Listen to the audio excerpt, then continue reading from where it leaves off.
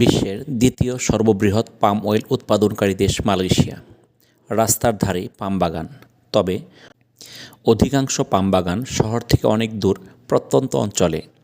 আমি পাম বাগানের ভিতরে গিয়ে ভিডিও করার সাহস পাইনি, কারণ পাম বাগানে থাকে প্রচুর সাপ। গ্রীষ্মমণ্ডলীয় অঞ্চল, সারা বছর প্রতিদিন বৃষ্টিপাত হয়, তাই ঘন জঙ্গল যেখানে সাপের স্বর্গরাজ্য। আবার মালয়েশিয়ায় সাপ মারা নিষেধ, কারণ ইঁদুরের উপদ্রব বেশি। তাই পাম বাগানের ভিতরে যাওয়া বোকামি ছাড়া কিছুই নয়।